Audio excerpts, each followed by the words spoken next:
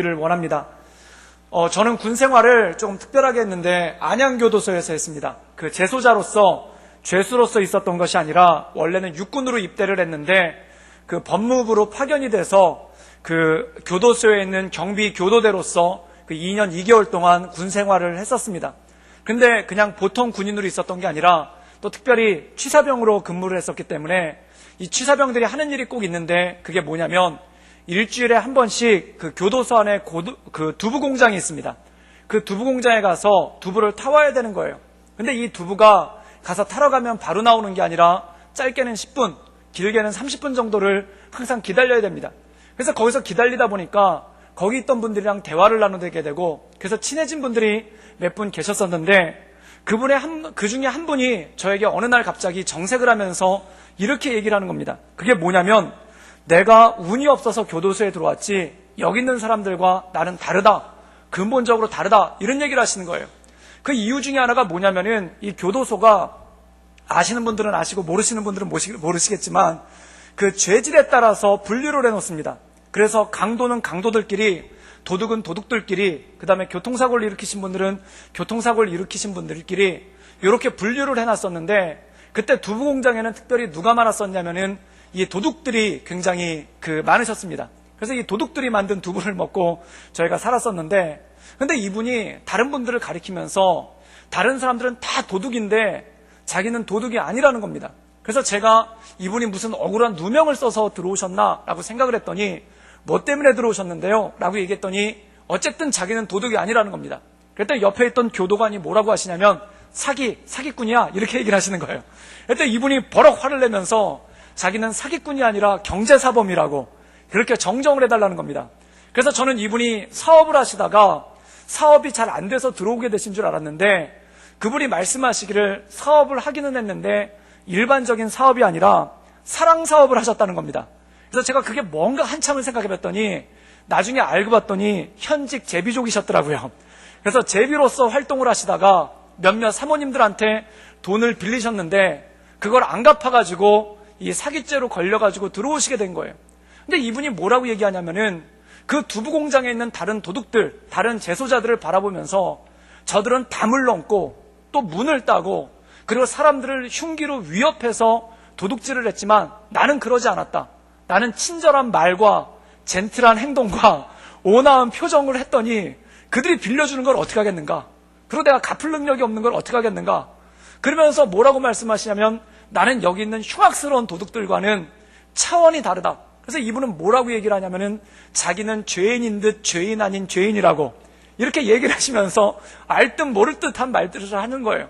근데 이분의 결론은 뭐냐면 나는 여기 있는 도둑들과는 다르다. 죄수는 죄수지만 교도소에 와 있긴 와 있지만 여기 있는 이 흉악한 도둑들과는 다르다. 그 차별점을 자꾸 말씀을 하시는 거예요. 근데 제가 그 얘기를 듣고 한 가지 깨달았던 것이 있었습니다. 그게 뭐냐면 사람은 어느 순간에든지 뭔가 다른 사람들과 차별을 두려는 마음이 반드시 있더라는 것입니다. 저 같은 경우에도 그런 것이 있는데 제가 대학을 3번을 떨어져 봤습니다. 그리고 2번은 정말 성적 때문에 떨어졌고 마지막 3번째 떨어졌을 때는 성적 때문에 떨어졌다고 하기에는 조금 애매한 구석이 있어요. 그게 뭐냐면 그 신학대학교를 넣었었는데 저는 장로교가 그렇게 많은지 몰랐습니다. 그래서 저는 B라는 장로교단을 다녔었는데 제가 시험을 본 것은 A라는 장로교단이었기 때문에 면접 중에 자네는 우리 교단이 아니네 그래가지고 그 면접 중에 잘렸던 그러한 적이 있었습니다. 그런데 제가 누군가한테 얘기할 때 대학 어떻게 되셨어요? 라고 물어보면은 네 떨어졌습니다 이렇게 얘기하면 될 걸 갖다가 뭐라고 얘기하냐면 사실 시험은 잘 봤는데 면접이 이렇고 저렇고 저래가지고 떨어졌습니다. 이걸 늘 구차하게 설명을 하는 거예요. 그런데 그 설명을 하는 이유가 뭐냐면 나는 단순하게 떨어진 사람이 아니라 남들처럼 공부 못해서 떨어진 사람이 아니라 여러 가지 사연과 이유가 있는 차별성을 가지고 떨어진 사람이다. 이거를 자꾸 설명하고 싶고 그것에 대해서 얘기를 하고 싶은 거예요. 그래서 나를 그냥 떨어진 사람으로 생각하지 말아달라.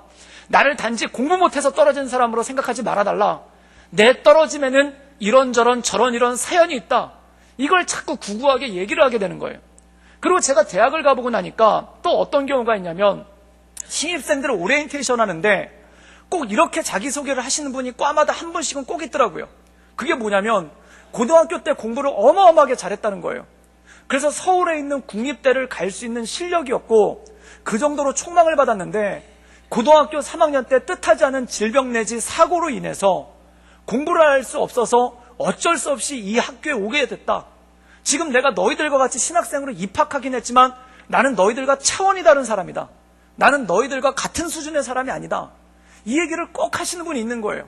근데 저는 그게 저희 학년에만 있는 줄 알았더니 그 후배들 오리엔테이션을 갔는데 그때도 또 그런 사람이 있는 거예요. 그 사람은 뭐라고 얘기를 하냐면은 수학 능력 시험을 봤는데 이분이 답안지를 밀렸어가지고 성적이 제대로 안 나와서 서울에 있는 국립대를 갈 수가 있었는데 어쩔 수 없이 여기 오게 되었다라는 그러한 말씀을 하시면서 구구하게 설명을 하시는 거예요. 그러면 그렇게 국립대 갈 성적이 되시면은 시험을 다시 보셔서 그렇게 국립대를 가시면 되는데 그렇지 않고 1년 내내 다니시고 4학년까지 내내 다니시고 저랑 같이 졸업했는데 이분은 졸업할 때까지 그 얘기를 하시는 거예요. 내가 답안지를 밀렸어서 고등학교 3학년 때 아파서 그거를 구구절절 설명을 하시는 거예요. 그런데 그 구구절절하게 설명을 하시는 이유가 뭐냐면 딱 한 가지입니다. 나는 너희와 차원이 다르다. 나는 이 학교에 올 사람이 아니다. 나는 너희들과 수준이 다르다. 그거를 이분은 꼭 강조하고 싶고 말하고 싶어서 얘기를 하는 것이란 겁니다. 사랑하는 여러분, 사람이 살다 보면 그럴 때가 있습니다. 나는 여기 있는 죄수들이랑 차원이 다르다. 똑같은 죄수 취급하지 말아라. 내가 떨어지긴 떨어졌는데 다른 사람들이 공부 못해서 떨어진 것과 차원이 다르다. 똑같이 취급하지 말아라. 내가 이 학교에 오기는 왔는데 내가 성적이 너희들과 똑같아서 온 게 아니라 불의의 일이 있어서 오게 된 거다. 나를 똑같이 취급하지 말아라. 이러한 마음을 가지고 있는 사람들이 때로 있을 때가 있더라는 것입니다. 그런데 성경에 보면은 그러한 마음을 가지고 사는 사람들이 있었는데 그들이 누구냐면 바로 유대인들이었다는 것입니다. 이 유대인들은 어떻게 얘기를 했냐면 우리가 똑같은 하늘 아래 숨을 쉬고 살고 있고 또한 똑같은 땅에서 살고 있지만 이방인들과 우리는 차원이 다르다. 같은 땅에 산다고 같은 하늘 안에 산다고 똑같은 사람이 아니다. 우리는 아브라함의 후손이고 우리는 택함을 받은 백성이고 저들은 이방인이다 라고 하면서 이방인들과 차별하려고 어떻게든지 이방인들과 자신들을 구분시키려고 우리는 이방인들과 수준이 다르다. 우리는 이방인들과 차원이 다르다. 이 얘기를 늘 설명을 했었다는 것입니다. 그래서 어떤 기록에 보면 이런 말이 나옵니다. 유대인들은 이방인들을 어떻게 생각했는가? 한 랍비가 이런 얘기를 했습니다. 하나님께서 이방인들을 만든 이유는 지옥에 땔감이 필요하기 때문이다. 이런 식으로 얘기를 하면서 이방인들을 비하하고 자기들을 이방인들과 차별 지으려는 그러한 모습이 있었다는 것이죠. 그런데 유대인들 중에 또 어떤 사람들은 유대인들 내에서만 다 같은 유대인이냐, 다 같은 아브라함의 후손이냐 라면서 강조하는 사람들이 있었다는 거예요. 그럼 그들은 뭐라고 말했냐면은 이렇게 이야기를 했습니다. 당신들은 죄인이지만 우리는 죄를 짓지 않는다. 그들이 바로 바리새인들이죠. 그래서 이 바리새인들은 뭐라고 주장했냐면 다른 유대인들은 대충 믿지만 우리는 정확하게 믿는다. 다른 유대인들은 죄를 짓지만 우리는 죄를 짓지 않는다. 그래서 유대인인 유대인인데 다른 유대인들과 차별성을 두려고 했고 우리는 같은 유대인이라도 같은 유대인이 아니라 너희들과는 차원이 다른 유대인이다 라는 것을 강조하던 그룹들이 있었다는 것입니다. 그들이 바로 바리새인들이라는 거죠. 그래서 이 바리새인들이 세례 요한이 복음을 전할 때 물론 일부 바리새인들은 세례 요한의 복음을 받아들였지만 대부분의 바리새인들이 이 세례 요한의 복음을 받아들이지 않았습니다. 그 이유가 뭐냐면 세례 요한이 이렇게 얘기한 거예요. 이렇게 말씀을 전한 거예요. 회개하라, 하나님의 나라가 가까웠다. 그럼 회개하라는 메시지는 죄인들한테 하면 되지 왜 죄를 안 짓는 우리들한테까지 똑같이 얘기를 하는가? 죄인들한테 회개하라고 그러지 나한테 회개하라고 하지 말아라 라는 그러한 주장을 했다는 겁니다. 그래서 그들이 기분 나빠했던 게 뭐냐면 세례 요한이 우리를 다른 유대인들과 똑같이 죄인 취급한다. 우리를 다른 유대인들과 똑같이 거룩하지 않은 자로서 취급한다. 이게 싫어가지고 세례 요한을 싫어하고 세례 요한을 따르지를 않은 거예요. 또 마찬가지입니다. 그들이 예수님에 대해서도 마찬가지입니다. 성경에 보면은 바리새인들 가운데 예수님이 전한 복음을 듣고 깜짝 놀란 사람들이 많았습니다. 그런데 그들이 예수님을 향해서 이를 갈면서 미워했던 이유가 여러 가지 이유가 있었지만 그 중에 하나가 뭐냐면 바리새인들이 예수님을 미워했던 이유가 자기들을 세리들과 똑같이 취급한다는 겁니다. 왜냐하면 예수님께서는 바리새인들과도 식사를 하셨을 뿐만 아니라 세리와 죄인들과도 식사를 하셨거든요. 그런데 이 당시 풍습에 보면은 같이 밥을 먹는다는 것, 식사를 한다는 건 뭐냐면은 레벨이 똑같다는 뜻입니다. 그러면 바리새인들 입장에서는 예수님이 큰 선생으로서 우리와만 밥을 먹으면 됐지 왜 죄인들과도 밥을 먹는가? 이거는 우리를 죄인들과 동급 취급하는 거 아닌가? 라는 그 기분 나쁨 때문에 이 예수님을 배척하고 예수님을 싫어하는 그러한 모습이 있었더라는 것입니다. 그들이 예수님을 싫어했던 이유는 뭘까요? 우리는 죄인이 아닌데 예수님이 우리를 죄인 취급한다. 이게 싫고 이걸 받아들일 수가 없어서 예수님을 멀리했다는 것입니다. 그러나 사랑하는 여러분, 성경 가운데 보면은 복 있는 사람들의 특징이 있습니다. 그들은 누구냐면 바리새인이 중요하고 세리가 중요한 게 아니라 바리새인임에도 불구하고 니고데모는 예수님을 찾아갔었습니다. 그리고 세리 죄인임에도 불구하고 삭개오는 예수님을 영접했죠. 근데 예수님께서는 이러한 사람들이 복되다. 어떤 사람들이 복되는가? 주님 앞에 나오는 사람, 주님 앞에 나오는 사람이 복되다라고 말씀하신다는 겁니다. 그렇다면 사랑하는 여러분, 믿음이란 무엇인가? 나를 죄인으로 여기는가? 나를 거룩하게 여기는가? 나는 저 사람과 수준이 같은가? 저 사람과 수준이 다른가? 이것을 논하고 이것을 따지는 것이 믿음이 아니라, 믿음은 내가 죄인임을 인정하고 나의 연약함을 인정하고 주께로 나가는 것이 믿음인 줄 믿습니다. 그래서 말씀 가운데는 그 믿음으로 말미암아 우리가 구원을 얻고 그 믿음으로 말미암아 우리 인생 가운데 하나님께서 주시는 복을 누릴 수가 있다라는 것이죠. 저는 우리 모든 성도들이 이 믿음 가운데 온전함으로 서서 주께 날마다 나아가는 그러한 귀한 성도들이 되기를 주님의 이름으로 축원합니다. 오늘 사도 바울이 바로 이러한 믿음에 관해서 말씀하고 있는 것이 오늘 말씀의 내용이라는 것이죠. 우리 함께 로마서 3장 26절에서 27절까지의 말씀을 읽도록 하겠습니다. 우리 다 같이 읽겠습니다. 곧 이때 자기의 의로우심으로 나타내사 자기도 의로우시며 또한 예수 믿는 자를 의롭다 하려 하심이라. 그런즉 자랑할 때가 어디 있느냐? 있을 수가 없느니라. 무슨 법으로냐? 행위로냐? 아니라 오직 믿음의 법으로니라. 오늘 말씀 가운데 보면은 성경이 우리에게 구원의 원리를 이렇게 말씀하고 있습니다. 먼저 로마서 3장 23절에 보면은 이렇게 정의를 내리고 있죠. 모든 사람들이 죄 가운데 있다라는 것입니다. 모든 사람들이 죄를 지었다는 것입니다. 그리고 24절에는 뭐라고 말씀하고 있냐면 이 모든 사람들이 죄 가운데 있는데 그리스도의 속량으로 말미암아 모든 죄인들에게 구원의 길이 열렸다는 것입니다. 그리고 25절에 보면은 이 그리스도의 속량, 그리스도의 은혜가 무엇인가? 십자가의 죽으심으로 말미암아 하나님과 우리를 잇는 화목제가 되셨다는 것이죠.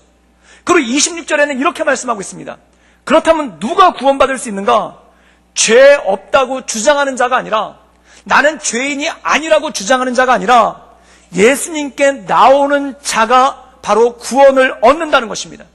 그리고 우리가 읽은 27절 가운데 보면은 뭐라고 말씀하고 있냐면 이렇게 주님 앞에 나오는 것, 십자가 앞에 나오는 것이 바로 믿음이고 이 믿음으로 말미암아 구원을 받는다라는 말씀이 이 말씀 가운데 나와 있다는 것입니다. 사랑하는 여러분, 온전히 주님만을 바라보며 우리의 연약함을 인정하고 날마다 주께로 나가는 우리 모든 성도들 되기를 주님의 이름으로 축원합니다. 이것이 바로 온전한 믿음이라는 것이죠. 그런데 어떤 분이 저한테 이런 간증을 하신 적이 있습니다. 그게 뭐냐면 이분이 고등학교 다닐 때 굉장히 좋아하고 존경하는 선생님이 있었다는 거예요.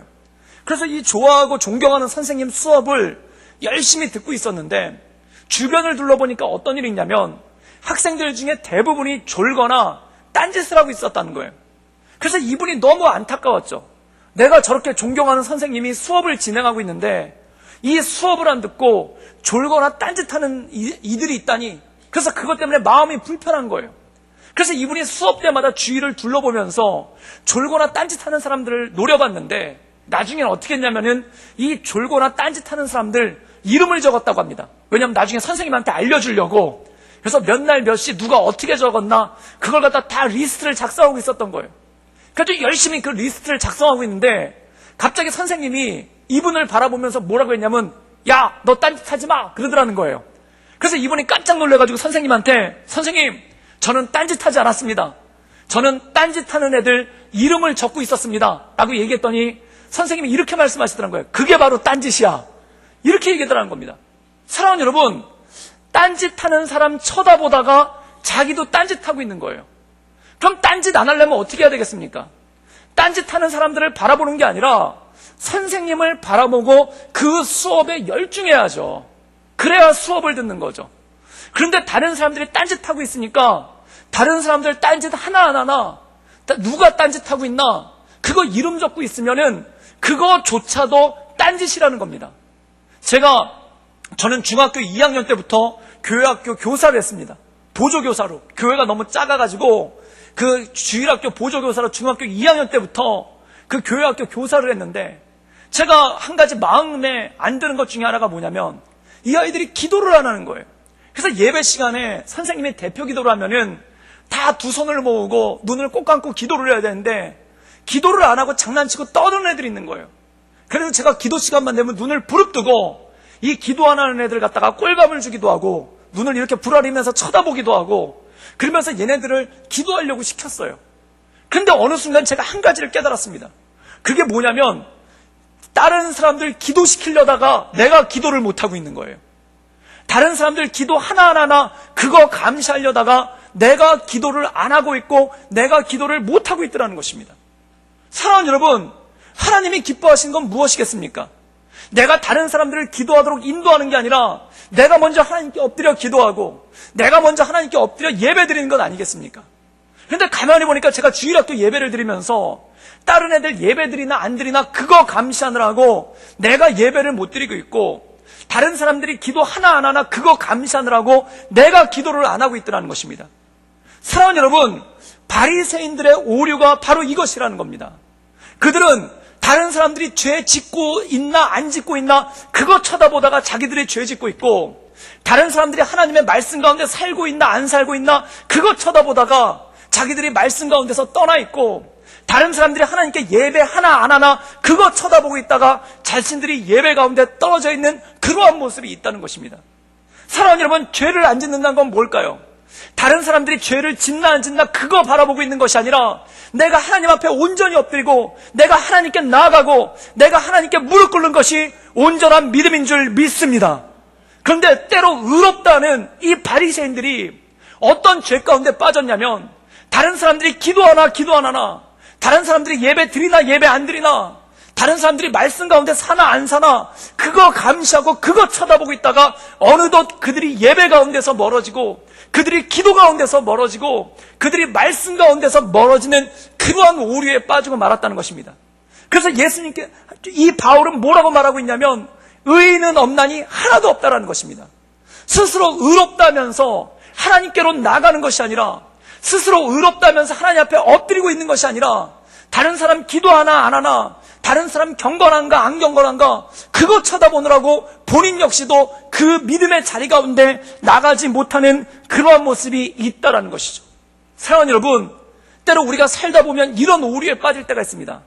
다른 사람에게 문제가 있다라고 하다가 내가 더 큰 문제거리가 될 때가 있고 또한 다른 사람이 잘못했다고 하다가 내가 더 큰 잘못을 저지를 때가 있고 저 사람 때문에 큰일 났다고 얘기하다가 내가 더 큰 일을 저지를 때가 우리 삶 가운데 있다라는 것입니다. 그럼 무엇이 중요한가? 하나님 말씀 가운데 나의 연약함을 주 앞에 올려드리고 주님만 바라보며 나가는 것, 그 주님 말씀 가운데 서는 것이 가장 중요한 믿음의 길이요 온전한 길인 줄 믿습니다. 사랑하는 여러분, 그 주님만을 바라보며 날마다 승리하며 나가는 우리 모든 성도들 되기를 주님의 이름으로 축원합니다. 제가 서울에서 먼저 교회를 섬기고 있을 때 저희 교회가 용산에 있었습니다. 그래서 교회를 가려면은 저희 집에서 강병북로라는 도로를 타고 이 강병북로는 그 자동차 전용 도로예요. 그리고 시속 80km까지만 달릴 수 있는 제한 속도가 있는 도로인데 거기를 항상 20분에서 30분 정도 운전을 하고 교회까지를 가야 되는 거예요. 그런데 어느 날 그 교회 예배를 섬기기 위해서 일찍 준비해가지고 운전을 해서 가고 있는데 저는 정규 속도를 항상 지키거든요. 카메라가 있든 없든지 80km로 달리고 있는데 갑자기 뒤에서 차가 하나 따라오더니 제가 뭘 이렇게 잘못했는지, 또는 그분 마음에 안 들게 뭔가 운전을 잘못했는지, 그때 제 기억으로는 제가 별로 잘못한 게 없는 것 같은데 정규석도 그대로 달리고 있었는데 이분이 뒤에 붙더니 위협 운전을 하시는 거예요. 그래서 붙었다 떨어졌다를 하고, 그 다음에 그 하이빔 상향등을 일종의 욕하는 거 아닙니까? 그래서 상향등을 꼈다 내렸다를 계속 반복하고, 그리고 크락션을 계속 빵빵빵 울리면서 쫓아오는 거예요. 그래가지고 지나가시라고 제가 옆으로 살짝 피해드렸죠. 그런데 지나가지도 않고 다시 제 뒤로 와가지고 또 빵빵거리는 겁니다. 그래가지고 저 차 뭔가 그러고 있는데 갑자기 이 차가 굉장히 위험스럽게 제 옆으로 추월을 하면서 그 아슬아슬하게 추월을 해가지고 그 차 백밀러랑 제 차 백밀러가 부딪혀가지고 깨지진 않았는데 백밀러가 앞으로 딱 이렇게 젖혀진 거예요. 근데 그 백밀러가 앞으로 젖혀지는 걸 보는 순간 제가 흥분을 해가지고 그 차를 쫓아간 겁니다. 그래가지고 그 차를 저도 똑같이 하이빔을 키면서 빵빵거리면서 쫓아갔죠. 그래서 엎치락뒤치락 둘이 쫓아가다가 어떤 일이 벌어졌냐면, 용산 있는 데서 제가 빠져야 되는데 그걸 깜빡하고 끝까지 쫓아간 거예요. 그래서 교회를 지나쳐가지고 그 차를 막 열심히 따라갔습니다. 그래서 둘이 엎치락뒤치락 하다가 드디어 서울을 벗어나서 경기권까지 가고 일산을 지나서 거의 자유로까지 간 거예요. 그래가지고 한참을 거기서 서로 빵빵거리고 엎치락뒤치락거리고 위협운전을 하면서 서로 그렇게 달리다가 그 아저씨가 굉장히 화가 났는지 창밖으로 손을 내밀어서 차를 세우라고, 그래가지고 저도 차를 세우고 그분도 차를 세우고 갓길에다 차를 세우고 둘이 뛰쳐나왔죠. 그래서 뛰쳐나와서 씩씩거리고 나가는데, 이분이 저를 언제 봤다고 막 그 거친 말, 이른바 욕설을 퍼붓는 겁니다. 근데 제가 이 거친 말을 듣고 나서 저도 똑같이 거친 말을 했죠. 그리고 제가 그 거친 말을 하다 깜짝 놀랐습니다. 제가 그렇게 거친 말을 잘하는지 그때 제가 처음 알았어요. 입에서 줄줄줄 나오는데 끊임이 없더라고요. 그래서 제가 깜짝 놀라면서 생각해 본 바로는 내가 왜 이렇게 거친 말을 잘하나 생각해 봤더니, 아까 말씀드렸듯이 제가 안양교도소에서 2년 2개월을 있지 않았습니까? 근데 이 안양교도소가 전과 3범 이상 그 조직폭력배들 전문 그 교도소예요. 거기 5,000명이나 있어요. 그런데 거기서 2년 2개월 동안 이 동서남북을 넘나드는 동쪽의 욕과 서쪽의 욕을 같이 이렇게 거친 말을 듣다 보니까 제 마음 가운데 이게 체득이 된 것 같아요. 그래서 제가 깜짝 놀란 게, 이 믿음만 들음에서 나는 게 아니라 거친 말도 들음에서 나더라고요. 그래가지고 제가 동쪽과 서쪽을 넘나드는, 제가 가만히 보니까 이 동쪽의 거친 말은 약간 감탄사 쪽으로 가고 서쪽의 거친 말은 약간 문장으로 가요. 그래서 미주알 고주알 가거든요. 그래서 그 두 개가 확실히 합쳐져가지고 입에서 잘잘잘 나오는데, 제가 또 말이 좋은 빠름입니까? 그래가지고 그걸 갖다가 막 내뱉는 거예요. 그래가지고 한참을 이렇게 내뱉고 있으니까 그 아저씨가 나중에 말문이 막히는지 얼굴이 파래져가지고 잘못했다고 사과를 하고 그러고 가시더라고요. 그래서 그분 사과를 받고 승리하면서 돌아왔어요. 그런데 여러분, 마음이 기쁜 게 아니라 마음 가운데 교회로 오고 있는데 마음 가운데 아쉬움이 있는 거예요. 무슨 아쉬움이 있냐면, 아까 그 거친 말도 했어야 되는데 그걸 못했다. 그래가지고 마음이 아쉬운 거예요. 그래가지고 그렇게 아쉬운 마음을 가지고 와서 교회를 왔는데, 문제는 거기부터입니다. 예배를 인도해야 되잖아요. 설교를 해야 되잖아요.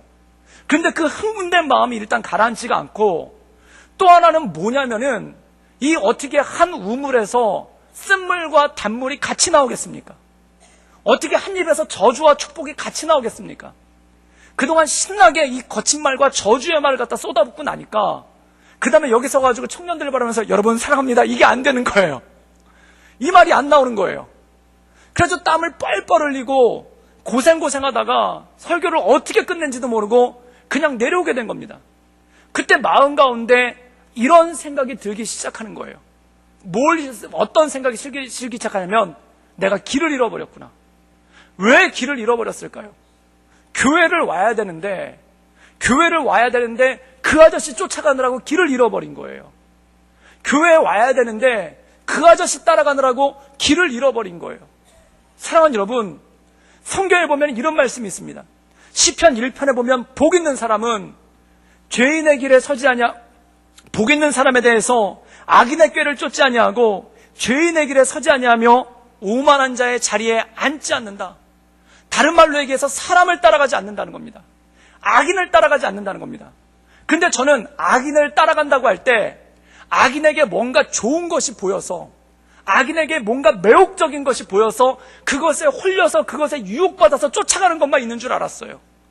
그런데 그것만 있는 게 아니라 악인을 혼내주려고 쫓아가다가 길을 잃어버릴 때가 있더라는 겁니다. 또한 악인이 있는데 그 사람을 피하려고 다른 길로 가다가 길을 잃어버릴 때가 있더라는 것입니다. 이 시편 1편 말씀에 보면은 이 말씀이 뭐냐면 사람을 바라보지 말고 하나님만 바라보며, 사람을 바라보지 말고 주님만 바라보며, 사람을 바라보지 말고 말씀만 바라보며 나가는 것이 이 말씀이고 그것이 믿음인 줄 믿습니다. 안 그러면 헷갈리는 거예요.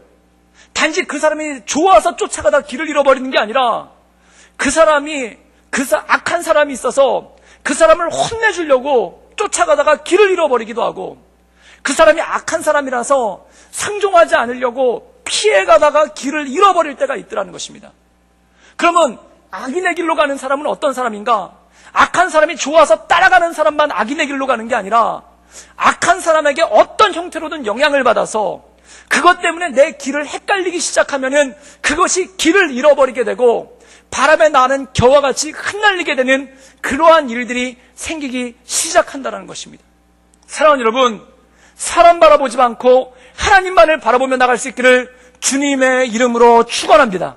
주의 말씀을 바라보며 나갈 때, 그래서 시편 119편 105절에는 주의 말씀은 내 발의 등이요 내 길의 빛이라. 하나님의 말씀을 따라가야 길을 잃어버리지 않는다는 거예요. 하나님의 말씀을 따라가야 방황하지 않는다는 거예요. 사랑하는 여러분, 하나님 말씀 가운데, 하나님의 인도하신 가운데 굳건히 살아갈 수 있기를 주님의 이름으로 축원합니다. 사랑하는 여러분, 예배가 중요합니까? 쫓아가서 그 아저씨를 혼내주는 게 중요합니까? 누가 봐도 예배가 중요한 거예요. 그런데 혼내주려는 마음 때문에 예배를 잃어버리게 된 거예요. 그 이후로 어떻게 결단했는가? 운전할 때 새색시 운전을 해요. 조그맣게 가요. 그리고 뒤에서 누가 빵빵거리고 따라오면은 차를 옆으로 세운 다음에 그 차가 멀리 갈 때까지 기다렸다가 그 다음에 쫓아가요. 왜 그럴까요? 제가 화가 없어서 그럴까요? 제가 성격이 없어서 그럴까요? 아니에요. 제 화도 있고 성격도 있어요. 그런데 뭐가 더 중요한가? 제 화보다 제 성격보다 예배를 섬기는 것이 더 중요하기 때문에 그런 줄 믿습니다. 뭐가 중요한지를 알면은 거기서 마음을 진정시킬 수가 있는 거예요. 그리고 이 거친 말, 제가 2년 2개월 동안 체득했던 그 모든 거친 말들을 온전히 내려놓았어요. 왜 그럴까요? 거친 말 할 수 있는 상대가 없어서가 아니라 하나님의 말씀을 전하는 것이 한 입에서, 한 우물에서 쓴물과 단물이 나올 수 없는 것처럼 한 입에서 저주의 말과 축복의 말이 같이 나올 수 없기 때문에 그렇다는 것입니다. 사랑하는 여러분, 우리의 사명이 무엇입니까? 주의 복음을 전하는 것이 우리의 사명인 줄 믿습니다. 우리의 입술 가운데 하나님의 말씀이 들어가 있어야 되는데, 우리의 입술 가운데 주님이 증거되어야 되는데, 우리의 입술 가운데 하나님의 영광이 들어가 있어야 되는데, 거기에 거친 말이 들어와 버리면, 거기에 저주가 들어와 버리면 우리가 어떻게 온전하게 하나님의 말씀을 전할 수가 있겠습니까? 사랑하는 여러분, 하나님의 말씀을 전하는 것이 더 귀하기 때문에 거친 말을 내려놓는 것이고, 하나님의 말씀을 선포하는 것이 더 귀한 일이기 때문에 저주의 말을 내려놓을 수 있는 능력이 우리에게 있는 줄 믿습니다. 뭐가 중요한지를 바라볼 때, 무엇을 따라가야 되는지를 바라볼 때, 그때 길을 잃지 않고 온전한 방향으로 나갈 수 있는 능력이 있다라는 것이죠. 사랑하는 여러분, 사도 바울은 믿음에 대해서 얘기하고 있습니다. 믿음은 무엇인가? 바로 주님만을 바라보며 주님의 십자가만을 바라보며 그 길을 향해서 나아가는 것이 바로 믿음이라는 것입니다. 그리고 그 믿음의 길 가운데 헷갈리지 않을 때, 그리고 그 믿음의 길 가운데 우리가 헷갈리지 않고 온전하게 주님만 바라볼 때 우리 삶 가운데 승리의 길을 갈 수 있는 능력이 생긴다는 것이죠. 사랑하는 여러분, 믿음 가운데 굳게 설 수 있기를 주님의 이름으로 축원합니다. 세상의 것들에 헷갈리지 말고, 세상에 나를 화나게 하는 것들에 헷갈리지 말고, 세상의 악한 것들에게 헷갈리지 말고 온전히 주님만을 바라보며 주의 말씀 가운데, 반석 가운데 굳건히 살아갈 수 있기를 주님의 이름으로 축원합니다. 그게 바로 믿음의 길이며, 그 오직 믿음 가운데 살아갈 때 우리가 하나님의 말씀 가운데, 그 인도하신 가운데, 그 굳건한 가운데 살아나가며 날마다 승리하며 나갈 줄 믿습니다. 사랑하는 여러분, 이 말씀 붙잡고, 이 하나님의 은혜 붙잡고 주의 십자가를 바라보며 날마다 우리의 삶 가운데 믿음을 통하여 승리하는 삶이 될 수 있기를 주님의 이름으로 축원합니다. 함께 기도하시겠습니다. 우리 이 시간 함께 우리의 마음을 모아 기도하며 나가기 원하는 것은, 하나님, 헷갈리지 않도록 주님 우리를 붙잡아 주시고 인도하여 주시옵소서. 때로 악인이 좋아 보여 그 길을 따라가다가 우리가 길을 잃어버릴 때가 있고, 또한 악인 때문에 화가 나서 혼내주려고 쫓아가다가 우리가 길을 잃어버릴 때가 있고, 또한 악인이 보기 싫어서 그 길을 회피하며 가려다가 길을 잃어버릴 때가 있음을 보게 됩니다. 주님, 우리 가운데 오직 주의 말씀을 넣어주사 오직 믿음으로 주님의 말씀만을 따라갈 수 있도록 주님 우리 마음을 강건케 하시고 우리의 마음을 새롭게 하시고 우리의 마음을 온전케 하여 주시옵소서. 우리 다 같이 간절한 마음으로 하나님께 기도하며 나아가겠습니다. 함께 기도하시겠습니다.